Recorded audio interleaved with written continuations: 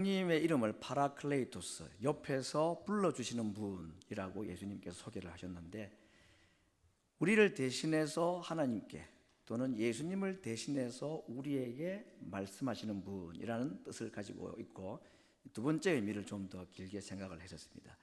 기억나게 하심에 대한 말씀을 드렸습니다. 그래서 이 기억나게 한다는 얘기를 가지고 제가 좀 이해하기 쉽기 위해서 마들렌이라는 과자를 좀 보여 주었는데, 우리 젊은 청년들하고 지난주 얘기를 해보니까 설교 말씀 중에 빵밖에 기억이 안 나더라. 그래서 이 아침 식사를 안 하고 온 분들이 있는 걸 감안해서 앞으로 영상에 음식물은 안 올려야 되겠다고 다짐을 한번 하기도 했었습니다. 해바라기, 별이 있는 밤, 또 구두, 자화상, 이런 그림으로 유명한 네덜란드의 유명한 화가 빈센트 반 고호라는 사람, 아마 이름은 들어보셨을 텐데, 그분의 작품이 많이 있습니다. 27세부터 37세 10년간 무려 2000점 정도의 그림을 그렸다고 합니다. 그의 유명한 작품들의 대부분은 죽기 2달 동안의 그림 82여 점의 그림이 대부분이라고 합니다. 그의 아버지는 네덜란드 개혁교회의 굉장히 엄격하고 경건한 목사님이었습니다. 근본주의적인 신앙을 가지고 있었던 아버지의 신앙에 이 아들이 도무지 따라갈 수가 없어서 아버지와 신앙 때문에 많은 갈등을 하고, 그래서 스스로 신앙에서 좀 멀어졌던 사람, 이 고호라는 사람의 인물이라는 것을 짐작을 할 수가 있는데, 아버지가 돌아가시고 난 후에 5개월 만에 자기 동생이 쓴 편지에 의하면은 붓을 들고 한 번도 놓지 않고 단숨에 그렸다는 유명한 그림이 오늘 여러분이 보게 될 이 그림입니다. 성경이 있는 정물이라는 제목의 그림입니다. 아마 여러분 보신 분이 있을 텐데, 이 그림에 몇 가지 특징이 있습니다. 뒷 배경이 어두움으로 있는 것은 자기의 신앙의 삶, 자기의 인생의 삶, 37년의 삶이 정말 어두웠다 하는 것을 표현해 주는 것 같고, 꺼져버린 촛대 위에 촛불은 아버지가 세상을 떠났다는 슬픔을 표현한 것 같습니다. 성경을 가만히 읽어보시면은 성경 안에 글씨가 하나도 없습니다. 그림 안에 글을 다 넣을 필요는 없지만 의도적으로 모든 성경에 있는 글씨를 다 지워버렸습니다. 본문을 다 없애버린 거죠. 그 이유가 무엇일까? 많은 이제 이 평가하는 사람들이 말하기를 그 말이 맞는 것 같은데, 자기의 삶 가운데 성경이 준 영향이 없다는 것입니다. 사람들이 성경책을 들고 다니고 예배 시간에 성경책을 펴긴 하는데 그 말씀대로 살아가는 사람도 없고, 예배에 있는데 말씀은 없고, 성경책은 있는데 성경대로 살아가는 사람도 없을 뿐만 아니라, 더 나아가서는 이 성경에 있는 많은 말씀들이 나에게 아무 의미가 없다, 그냥 까막눈 것 같고 캄캄한 밤과 같은 의미밖에 없었다 하는 것을 좀 웅변적으로 표현한 그림이라고 다들 그렇게 해석들을 합니다. 그런데 이 성경 그림에 유독 딱 하나의 글씨가 나오는데, 여러분 잘 보이지 않으시겠습니까? 제 오른쪽 상단에 보면 스펠링 하나 보입니다. 그건 이사야 53이라고 적혀 있는 것입니다. 아마 성경의 많은 구절 가운데 이 고호의 마음속에 떠올랐던, 그래도 위로가 되었고 하나님께 주셨던 은혜가 있었던 말씀이었는지, 이사야 53장은 그가 텍스트를 쓰지는 않았지만 그 성경장을 이렇게 옮겨 놓았습니다. 아마도 이 구절을 고호는 사랑했고 이 구절의 영향을 많이 받아 쓰지 않았을까. 바로 5절에 있는 말씀인데, 우리가 너무나 잘 아는 이사야 53장 5절에 있는 말씀, 그가 찔림은 우리의 허물을 인하며 그가 상함은 우리의 죄악을 인함이라. 그가 징계를 받음으로 우리가 평화를 누리고 그가 채찍에 맞음으로 우리가 나음을 입었도다. 이 말씀에 그가 은혜가 되었는지 위로가 됐는지, 또는 반대로 밑에 있는 글씨와 같이 예수님이 죽으심으로 말미암아 우리 육체의 질병, 마음의 슬픔, 영혼의 죄를 다 해결하셨다면 왜 우리에게는 기쁨이 없는가, 이런 또 다른 그 반론의 말로 이런 구절을 하나 택했는지는 모르겠습니다만은, 아무튼 아주 특이한 그림에 이 한 구절에 대한 미련이 남아있는 것을 볼 수가 있습니다. 근데 오늘 이 그림이 이제 유명한 이유는, 성경책 한 권 그림이 뭐 그렇게 대단한 그림이겠습니까? 그런데 그 그림 밑에 있는 바로 자그만 책 한 권 때문입니다. 이 책은 밑에 제가 프랑스어로 적어놨습니다만은 그 에밀 졸라라는 우리에게 알려져 있는 유명한 작가죠. 이 사람이 쓴 삶의 기쁨이라는 책인 것입니다. 성경책에 비해서 이 책은 작기도 하고 얼마나 많이 보았는지 누더기가 되어 있는 너덜너덜한 그런 그 표지가 다 찢어진 것 같이 그렇게 되어 있는 책입니다. 아마도 이 고흐는 성경보다는 저 책을 많이 읽었던 것 같아요. 성경에서는 물론 특별한 은혜나 또는 기쁨 같은 걸 못 느꼈다면 저 책은 자기에게 의미를 주고 삶의 기쁨을 주었다 하는 대조적인 의미로 감히 이 하나님 말씀 밑에다가 세상 사람이 쓴 조그만 책 한 권을 대비를 시키면서 정말 웅변적인 도발을 했다고도 볼 수가 있는 그림인 것입니다. 정말 그가 성경을 통해서 제대로 기쁨을 알았다면 저 책이 굳이 필요 없었을 텐데, 성경을 읽어봐도, 아버지 삶을 봐도, 예수님을 믿는다는 자기 아버지 교회 목회하는 성도들을 봐도, 아니 아들인 자기를 봐도 기쁨이 없이 살아가는 것, 차라리 저 책 한 권이 주는 의미가 더 깊고, 성경은 왜 기쁨에 대해서 이야기를 하지 않는가? 왜 우리에게는 기쁨을 주지 않는가? 예수님도 기쁨보다는 찔리고 상하고 고통당하는 얘기로만 가득 차 있고, 왜 우리에게는 이 기쁨이 없는가? 기독교는 기쁨이 없는 것인가? 나는 왜 이런 삶을 살아야 되는가? 그런 생각에 답을 준 책이 저 책이다 하는 것을 아마 대조적으로 한 것 같습니다. 아마 저 책 읽어보신 분도 계실 테고, 나중에라도 인터넷 검색을 하시면 짤막한 구절이 소개들이 나와 있는데, 저 에밀 졸라가 썼다는 삶의 기쁨이라는 저 책의 내용의 주인공이 10살 소녀로 나오는 폴린이라는 아이입니다. 이 아이는 10살 때 어머니 아버지를 다 잃어버렸습니다. 그래서 먼 친척뻘 되는 집으로 입양 아닌 입양이 되어서 보호자를 찾아갔습니다. 근데 그곳에 가자마자 정말 10살 난 아이가 부모님 잃어버리고 남의 집에 왔을 때 무슨 기쁨이 있겠습니까마는 그 우울하였던 그 가정에 이 폴린이 주는 미소와 따뜻함 때문에 모든 가족들이나 그 가정에 있었던 사람들이 위로를 얻고 기쁨을 얻게 되는 이야기들이 시작할 때부터 나옵니다. 그런데 그 양아버지처럼 되는 그분이 자기 아들이 사업에 실패를 하자 이 폴린이 가지고 왔던 유산을 가로챌 목적으로 자기 아들과 정략 결혼을 시키고는 돈을 뺏고는 다시 결혼을 파혼을 시켜버립니다. 그리고는 다른 여자를 며느리로 들이게 되고, 거기서 태어난 병든 아이 수발하는 하녀로 이 폴린은 남은 생애를 살아가고 있습니다. 부모님 잃어버리고 건강과 젊음과 사랑과 모든 것을 빼앗겨버린 이 아이가 정말 기뻐할 일이 하나도 없는 사람인데, 그래도 여전히 기뻐하고 즐거워하는 모습을 보고 그 집에 있었던 한 나이 많은 노인이 묻기를, 너는 도대체 뭐가 그렇게 기쁘냐? 도대체 기뻐할 것이 없는 너가 왜 그렇게 기뻐할 수 있느냐? 라고 말했을 때에 이 폴린이 하는 말입니다. 사실 이건 에밀 졸라가 하고 싶은 얘기겠죠. 인생들에게 하고 싶은 얘기겠죠. 예, 저는 다 잃어버렸습니다. 가진 것이라고는 아무것도 없습니다. 그런데 내가 기쁨마저도 잊어버린다면, 기쁨마저도 잃어버린다면 나는 더 이상 살 가치가 없습니다. 내 인생에 이 기쁨이라도 없으면 나는 살 가치가 없습니다. 나는 살기 위해서 지금 기뻐합니다. 그리고 제가 깨달은 것은 내가 기뻐하는 것보다는 남을 기쁘게 하는 것이 나에게는 훨씬 쉽고, 남을 기쁘게 하다 보면 나도 기뻐할 수 있다는 것을 알았습니다. 무슨 10살 아이가 이걸 제대로 이해를 했겠습니까마는 이 작가가 이제 인생들에게, 사람들에게 그런 말을 하고 싶어 했던 거겠죠. 여러분, 이 이야기를 통해서 고흐는 위로가 좀 됐던 모양입니다. 그렇구나, 슬퍼할 수밖에 없는 상황이지만 기뻐할 수 있구나, 기뻐해야 되는 거구나, 그래야 남을 또 기쁘게 할 수 있구나. 그런 무슨 고상한 순교자적인 어떤 이 기쁨의 전도자가 되고자 했는지는 모르겠습니다. 여러분, 오늘 이 이야기에 나오는 세상의 사람들이 말하는 이 기쁨이라는 것이 정말 가능한가? 나는 기뻐할 수 없는데 남을 위해서 내가 기뻐하는 것이 가능한가? 사실은 가능하지가 않죠.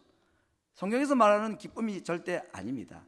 성경에서 그럼 우리에게는 저 기쁨을 말씀하지 않는가요? 이사야 53장에 찔림과 상함과 고통만 성경에 있고, 성경에는 기쁨이라는 게 없을까? 기독교 신앙이란 참 기쁨이라는 것이 없는가? 여러분, 예수님께서 하신 말씀이나 성경의 많은 구절들 가운데에서 우리 신앙에 참 감사와 기쁨이라는 것이 얼마나 많은지를 말씀을 많이 하셨습니다.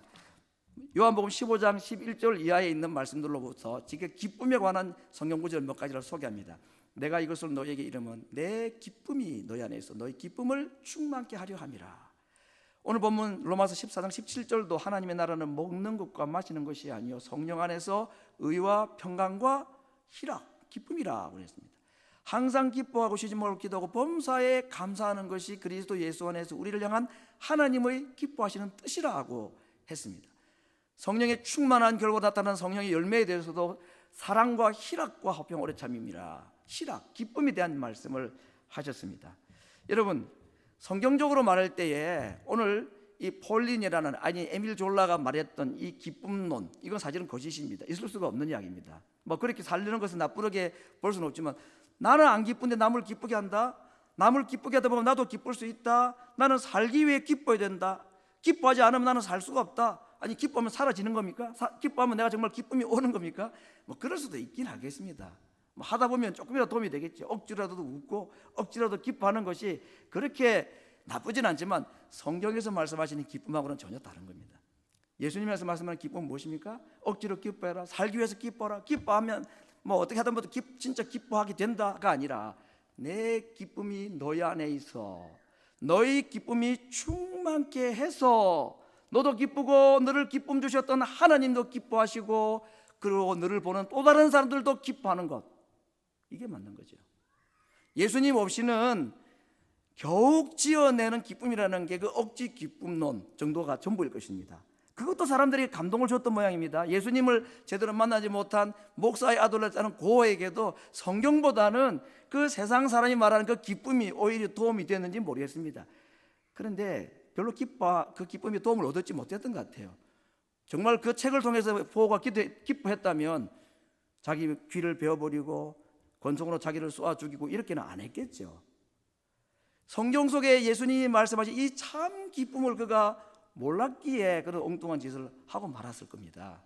성경은 분명히 말씀했습니다. 오늘 우리가 많은 말씀이나 고상한 말씀을 듣기 위해 모인 것이 아니라 성경에서 우리 인생의 기쁨에 대해서 뭐라고 말씀하시는가, 이 말씀을 듣고 우리 인생에 어떻게 그 기쁨을 누리며 살 것인가를 함께 알기 위해서 이 시간에 함께 말씀, 이 본문으로 택한 것입니다. 그래서 시편 37편 4절에 여호와를 기뻐하라, 저가 내 마음의 소원을 이루어 주시리로다 했을 때에 여호와를 기뻐하라는 이 단어가 한글도 그렇고 히브리어 원어도 그렇고 딱 두 단어입니다. 기뻐하라, 여호와라 이렇게 되는 게 맞습니다. 그런데 재미있게 영어 성경의 대부분의 번역들이 저렇게 표현했습니다. Delight yourself in the Lord. 너 자신을 기뻐하라. 누구 안에서? 주님 안에서. 이렇게 번역을 하고 있습니다. 뭐라고 번역을 하든지 간에 오늘 성경에서 확실하게 우리에게 주시는 약속은 우리 가운데 하나님께서 기쁨을 주셨고 그 기쁨만이 우리를 진정으로 기쁘게 할 수 있다. 억지 기쁨이나 가짜 기쁨이 아니라 하나님께서 주시는 기쁨이 있다는 것이고, 예수님도 그 기쁨이 우리 가운데 충만케 하기 위해서 성령님을 우리에게 보내셨다라고 약속을 하신 것입니다. 예수님께서 비유로 말씀하셨던 것 중에 우리가 잘 아는 공중의 새를 보라 들의 백합화를 보라 하는 말씀이 있습니다. 공중의 새와 들의 백합화가 어떤 특징이 있을까? 오늘 제가 하나가 된다는 이 표현을 쓰기 위해서 이런 표현을 봅니다. 새와 하늘은 하나입니다. 백합화와 땅은 하나입니다. 그 사이에 아무것도 없습니다. 근데 사람은 어떠냐? 사람과 하나님 사이, 우리와 예수님 사이에 많은 것이 들어와 있는 것 같아요. 원망, 염려, 내 생각, 내 고집, 종교, 신학, 이런 것들. 바리새인들도 그랬죠. 신학이라는 걸 넣었습니다. 종교라는 걸 넣었습니다. 그렇게 될 때에 주님과 나 사이가 멀어지게 되고 하나가 되지 못하면 기쁨 없다는 것입니다. 오늘 백합화와 새가 가지고 있는 땅과 하늘의 관계가 가운데 막힌 것이 없고 하나가 되는 것, 이라는 약간의 억지 해석을 제가 하는 이유는 주님과 우리 사이에도 뭔가 중간에 들어와서는 안 된다. 갭이 있어서는 안 된다. 그 안에 뭐 다른 것들이 들어와도 안 된다는 것입니다. 염려와 슬픔뿐 아니라 세상적인 기쁨도 들어와서 안 된다는 겁니다. 주님과 우리 사이가 막힌 것이 없는 딱 하나가 되는 것, 그럴 때에 주님의 기쁨이 우리 안에서 충만하게 되어서 우리도 기뻐할 수 있다는 것이 예수님의 말씀입니다. 그래서 찬송가 427장의 가사가 딱 맞는 것 같습니다. 나와 동행하시고 모든 염려하시니 나는 숲의 새와 같이 기쁘다. 새가 기쁜 이유는 숲이 있기 때문인 겁니다. 새가 뭘 먹을까 고민하며 살지는 않습니다. 날 줄 알면 어디든지 가도 먹을 것이 있는 거죠. 백합화가 뭘 입을까 걱정하고 염려하지 않습니다. 뿌리를 땅에 붙여놓고 떨어지지만 않으면은 땅과 하나만 되어 있으면 아름다운 꽃이 피게 되는 것, 이것이 예수님께서 말씀하신 새와 백합화를 통해서 우리에게 염려하지 말아라, 근심하지 말아라, 다르게 말하면 너희가 내 안에 있고 나와 분리되지 않고 하나가 되면 너희는 기뻐할 수 있다. 염려가 들어오면 안 된다는 거고, 다른 열심히 들어와도 안 된다. 주님과 딱 하나가 될 때에 그 주님의 하나됨이 나에게 주님의 기쁨을 가져다 준다. 오늘 첫 번째 드리는 결론은 이것입니다. 세상의 기쁨은 절대로 우리를 기쁘게 할 수 없다는 것입니다. 우리의 기쁨은 오로지 주님과 하나가 될 때만 주님의 기쁨이 우리 안에 들어와서 우리로 하여금 기쁘게 할 수 있다는 것, 이것이 기쁨이라는, 이 기쁨이라는 말의 큰 주제는 무엇이죠? 천국입니다. 그렇죠? 천국, 기쁨은 주님께서만 주실 수 있고 그 주님과 하나가 되는 자만 누릴 수 있다고 말씀하시는 것, 이게 오늘 설교의 첫 번째 소결론입니다. 느헤미야서는 그렇게 말했습니다. 하나님을 기뻐하는 것이 너희의 힘이라고 말씀하셨습니다. 자, 그런데 이렇게 우리가 주님과 하나가 되면 기뻐할 수가 있고 주님의 기쁨이 우리 가운데 들어온다고 했는데, 주님이 어떤 분인가 하는 것을 성경에서 많은 말씀하셨는데, 같은 성경 이사야 61장에 고호가 왜 이 구절을 못 봤는지 모르겠습니다. 이 구절에서는 예수님을 어떤 분으로 소개하느냐? 주 여호와의 신이 내게 임하였으니 이는 여호와께서 내게 기름을 부으사 가난한 자에게 아름다운 소식을 전하게 하려 하심이라. 하나님께서 예수님을 이 땅에 보내신 이유 세 가지입니다. 첫 번째, 마음이 상한 자를 고치기 위하여. 두 번째, 포로된 자에게 자유를 주시기 위하여. 세 번째, 모든 슬픈 자를 위로하시기 위해서. 예수님께서 모든 슬픈 자를 위로하시는 방법 세 가지입니다. 첫 번째, 슬퍼하는 자에게 화관을 주어서 그 죄를 대신하는, 죄는 저주나 고통을 상징할 때에 뿌리는 거죠. 그 죄를 머리에서 털어버리시고 그 죄 대신에, 슬픔의 죄 대신에 화관, 꽃으로 만든 관을 씌워주심으로써.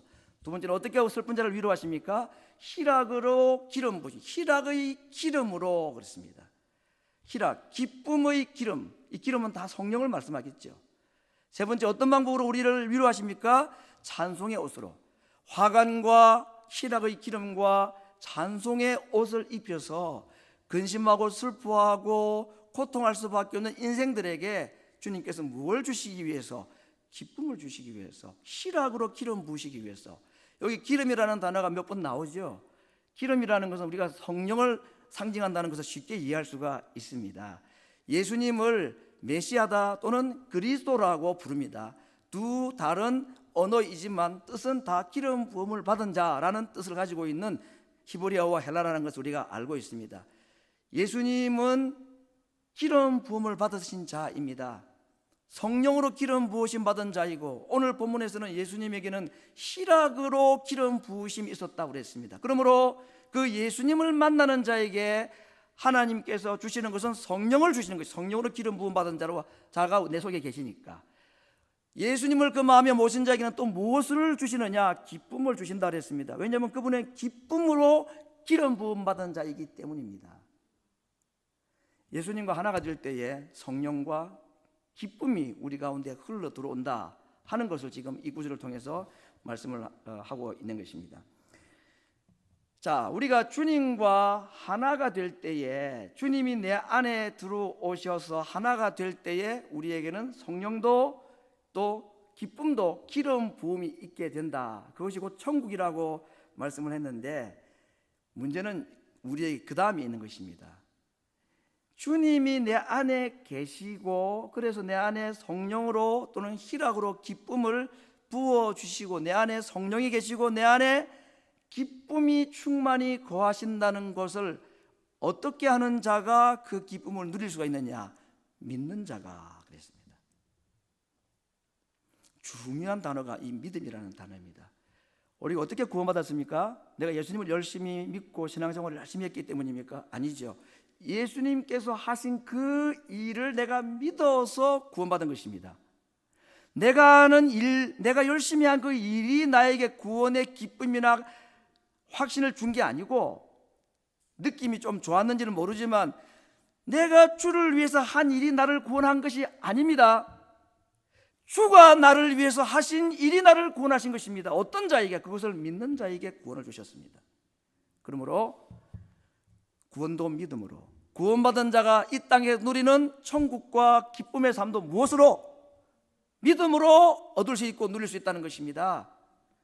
구원받은 자가 믿음으로 그 구원을 확신할 때에 성경에 기록된 그 말씀을 그대로 믿을 때에 주님께서 이루신 그 구원과 기쁨이 우리에게 흘러 들어온다고 했습니다.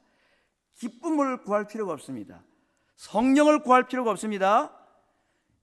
천국을 구할 필요가 없습니다. 왜냐하면 우리는 이미 예수님을 믿은 자로서 우리 속에 성령이 계시고 그분이 말씀하신 천국과 기쁨이 우리 가운데 있기 때문에 우리가 굳이 구할 기도의 제목이 있으면 그 믿음으로 내게 들어와 있는 천국, 성령, 하나님 기쁨이 내 가운데 경험되기를 위해서 믿을 수 있는 믿음을 달라고 기도해야 됩니다.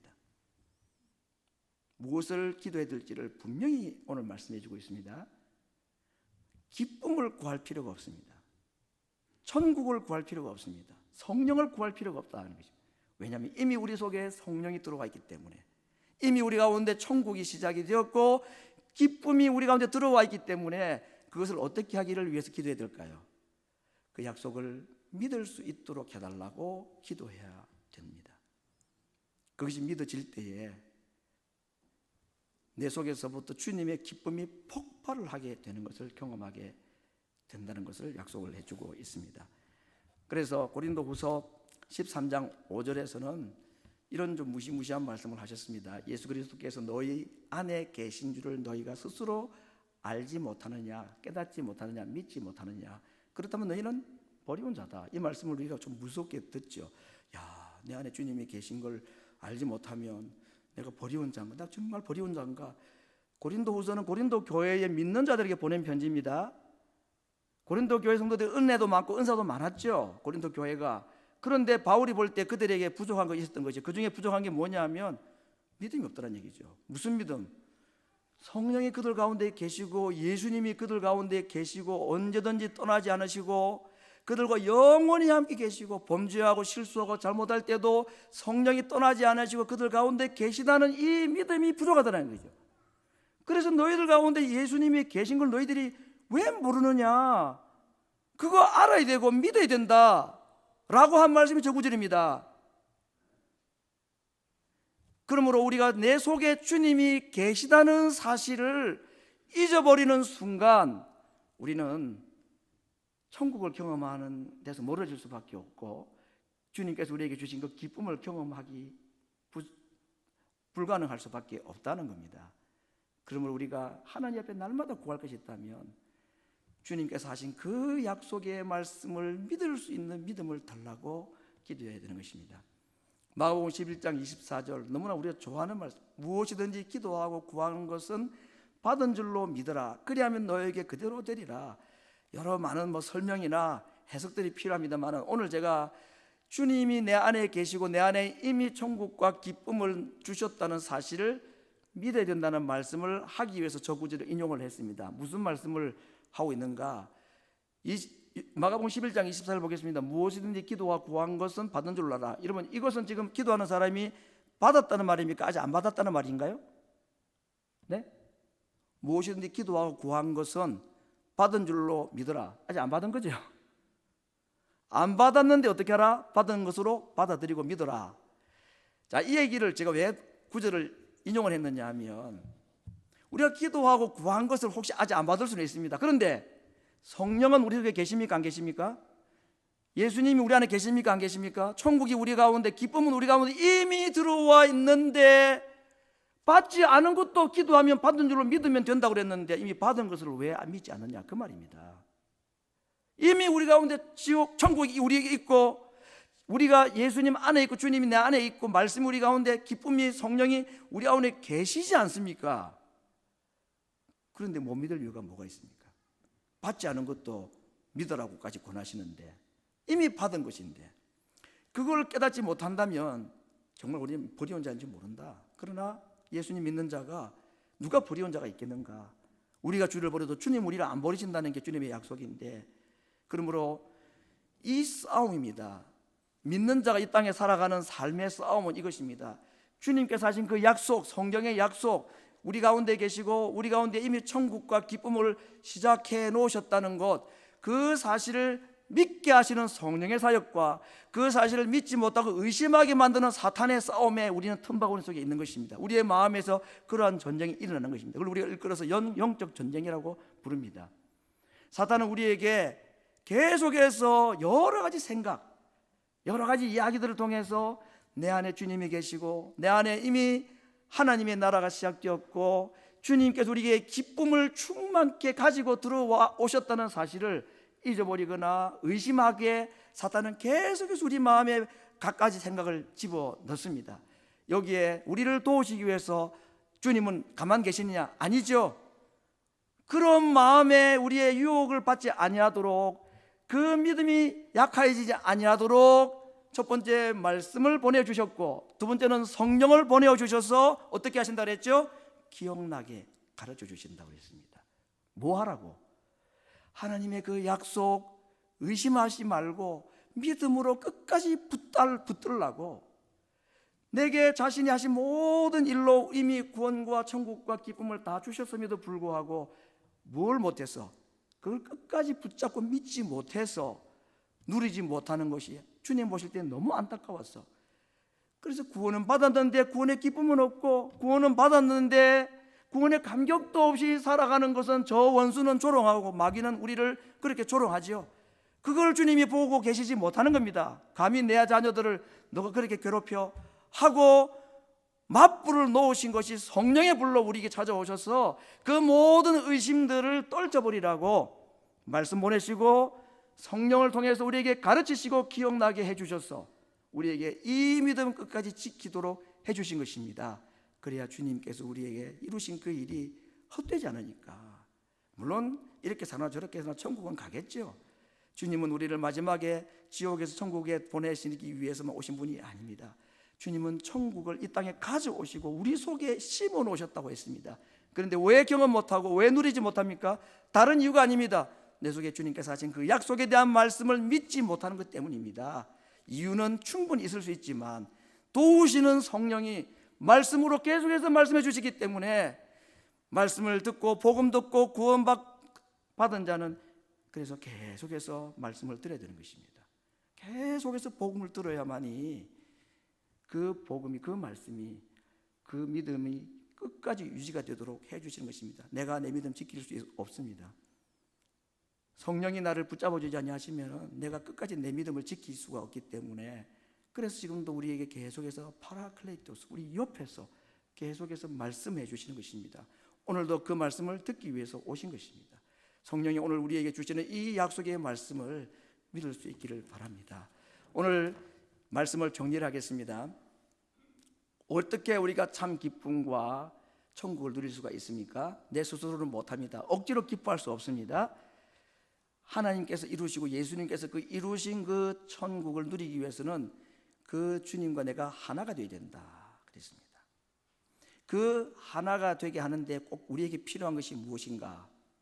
믿음이라. 무엇을 믿는 것이죠? 하나님께서 하신 그 약속, 예수님께서 하신 그 약속을 믿어야 되는 것입니다.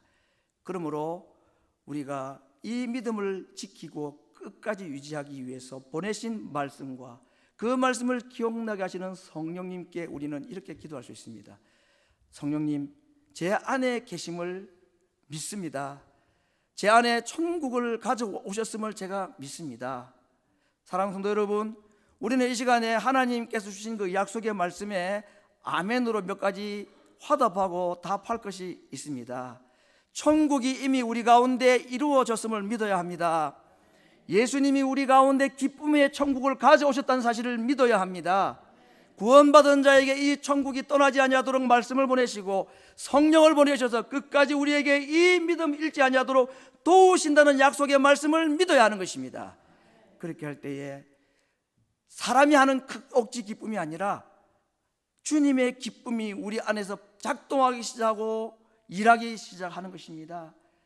왜 우리가 이 땅을 천국을 누리지 못하는가? 가만히 따지고 보니까 내 열심이 부족해서도 아니고 내가 뭐 인생에 고난이 많아서도 아닙니다. 무엇이 부족해서 무엇이 없었으니까 하나님께서 아직 그 약속을 믿지 못하는 것 때문에 여러 가지 뭐 주변에 일어나는 일들 때문에 내 상황 보면서 하나님이 눈에 안 보이니까 약속이 안 들리니까 그래서 우리에게 보내주신 것입니다.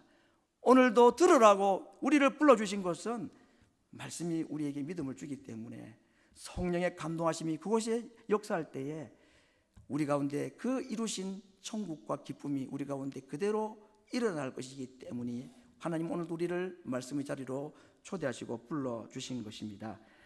이렇게 믿는 것이 위의 것을 찾는 것이고 땅의 것을 찾는 것이 아닙니다. 이 사실, 이 약속을 믿는 것이 영의 생각이고 육의 생각이 아닌 것입니다. 사탄은 끊임없이 우리에게 염려나 불안이나 고통이라는 걸 통해 가지고 하나님께서 다 이루어놓으신 그 일을 또 의심하게 만듭니다. 그래서 오늘 제가 아침에 일부 예배 때도 말씀을 드렸는데 팁을 하나 좀 드리고자 합니다. 팁이라는 건 음식 먹고 난 다음에 주는 이 서비스료가 아니고 내가 경험해 보니까 이게 참 좋더라 하고 너무 간단한 거, 이게 뭐 어떻게 하는가 막 모르는데 조금만 코치해주면 이게 이거구나, 우리가 그 팁이라고 그러잖아요. 사탄이 우리 가운데 끊임없이 의심하게 만들고 하나님께서 하신 그 일에 대해서 예수님은 이미 내 가운데 기쁨과 천국을 다 이루어 놓으셨다는데 그걸 누리지 못하게 하는 이유가 사탄 때문이라고 했습니다. 그 믿음을 가지지 못하게 하기 때문이라고 했습니다. 그래서 그 마음에 이러한 의심이나 믿음이 흔들리려 할 때마다 우리가 해야 될 것 두 가지를 말씀을 하겠습니다. 첫 번째, 사탄에게 할 일이 있고 두 번째는 내 영혼에게 할 게 있습니다. 물론 하나님께 기도하는 것 말고 하나님께 저에게 믿음 도와주옵소서, 믿음 잃지 않게 해달라고 하는 그 기도는 하는 것입니다만 우리 스스로에게 할 수 있는 두 가지 팁. 첫 번째, 사탄에 대해서는 어떻게 할까? 성경은 사탄에 대해서 어떻게 하라고 그랬습니까? 사탄을 대적하라 그랬습니다. 마귀는 대적해야 피하지 제발 가달라고 사정한다고 절대로 우리말에 귀 기울이지 않습니다. 양심 운운하고 어떤 감정을 가지고 사탄은 절대로 움직이지 않습니다. 굉장히 사악하거든요. 사탄을 우리가 이길 수 있는 방법은 대적밖에 없습니다. 사탄이 어떻게 할 때 가장 무서워할까요? 우리는 별로 무서워하지 않습니다. 사탄이 제일 무서워하는 것이 예수님입니다. 예수님의 이름과 그분의 보혈을 제일 무서워합니다. 그건 확실히 아시죠? 그러므로 내 마음에 의심이 들어올 때, 그래서 기쁨과 천국이 점점 사라지려 할 때에 그 원인이 내게 있는 것도 아니고 주변의 환경에 있는 것이 아니라 사탄이 그 원인이다 라고 딱 분석을 하고 난 다음에는 사탄을 대적해야죠. 사탄을 대적하는 너무나 쉬운 것, 근데 굉장히 효과적인 것, 이 굉장히 효과적이라는 것은 제가 경험했기 때문입니다. 제가 경험하니까 팁을 드리는 거죠. 이 얘기를 또 하려면 또 얼마를 더 시간을 사용해야 되니까 다음에 기회 있으면 말씀드리겠습니다만, 지난주에 저희 아버지 설교하실 때도 말씀을 드렸는데, 제가 어릴 때 10살도 안 됐을 때 초등학교 2학년 때 그러는데 시골 교회에 있을 때 거기 동네에 귀신 들린 사람이 있었습니다. 정신병자 말고 귀신 들린 사람하고 정신병자는 딱 차이가 납니다. 예수님 이름 부르고 찬송 부르는데 가만히 있으면 그건 정신병자입니다. 그런데 예수님 이름 부르고 막 하는데 발작하면 귀신 들린 겁니다. 그 무당집에 아줌마가 그 귀신 들렸었어요. 그래서 제가 어릴 때 너무 시골 교회 어릴 때인데 놀고 싶은데 아버지가 오라 그래가지고 찬송가 부대가 필요하다 그래가지고 놀다가 잡혀갔습니다. 가서 찬송 부르요. 그때 제가 많이 불렀던 게 믿는 사람들은 그거 얼마나 부르는지 몰라요. 그 무슨 말인지도 제대로 이해는 했겠습니까? 그 말은 빨리 부르고 끝나면 가야 되는데 10분 마음밖에 없었는데 그때 제 눈에 펼쳐지는 광경은 사탄이 존재하는구나, 마귀가 있구나. 그리고 마귀가 예수님의 이름을 이렇게 무서워하는 걸 알았습니다. 그 찬송 부를 때 발작하는 거 봤습니다. 그래서 제가 이번에 와서 그 아줌마 기억나가지고 여쭤봤어요. 그때 그 병이 나았습니까? 하니까 한 몇 달을 그렇게 왔다 갔다 하다가 병 나가지고 지금 신앙생활 부산에서 잘하고 있다는 얘기를 들었습니다. 진짜 만나고 싶어요, 정말. 왜냐면 저도 일조를 했거든. 그분이 고침받는데. 사탄이 있습니다. 예수님 이름 정말 무서워합니다. 내 입에서 나가는 예수님 이름과 그분의 보혈 얘기만 나오면 미꾸라지 소금 치듯이 발작을 합니다. 떠나갑니다. 그러므로 내 마음에 우울과 염려와 근심, 천국 기쁨이 없도록 만들 때마다 사람 바라보고 환경 바라볼 것이 아니라 사탄을 바라봐야 됩니다. 그리고 대적해야 합니다. 나사렛 예수 그리스도로 이름으로 명하노니 사탄아, 내 마음의 기쁨과 천국을 뺏어가고자 하는 너의 모든 계략을 멈추고 내게서 떠나가라. 해보시라니까요. 이게 되는지 안 되는지. 요 얘기 하려면 제가 또 몇 시간 더 들을 수 있습니다. 제 경험만 얘기해도. 팁입니다. 두 번째, 오늘 마지막 했던 10편 42편 6절에 있는 말씀. 사탄에게도 명령해야 되지만 누구에게도, 내 자신에게도, 내 영혼에게도 명령해야 합니다. 뭐라고? 내 영혼아, 네가 어찌하여 낭망하며 어찌하여 내 속에서 불안하여 하는고? 너는 하나님을 바라라. 누가 누구에게 하는 말입니까? 내가 내 영혼에게 하는 것입니다. 하나님께는 기도, 사탄은 대적, 내가 내 영혼에게 용기를 주고 인커리지 하는 거죠. 하나님 바라보자. 내 안에 계신 예수님 바라보자. 그분 약속을 붙잡아 보자 라고 내가 나에게 인커리지를 하고, 그렇게 할 때에 어렵고 힘들고 불가능해 보이는 이 영적인 싸움이 너무 손쉽게 끝나는 것입니다. 왜냐하면 이미 예수님은 뱀의 머리를 다 깨뜨려 놓으셨기 때문에 겁날 것이 없는 겁니다. 괜히 우리한테 꼬리 흔들고 발부둥 치는 것이지 그거 걱정할 필요가 없는 것이고, 예수님의 이름으로 대적하고 주님의 이름으로 내 영혼에게 명령하고 나에게 믿음 주시기를 위해서 아버지 앞에 기도할 때에 약속하신 성령께서 말씀으로 오늘 우리를 계속해서 공급해 주시는 그 믿음으로 이루신 그 천국을 날마다 누리며 그 기쁨으로 하나님을 기쁘게 드리고 또 다른 사람에게도 하나님의 살아계심을 증거할 수 있는 기쁨의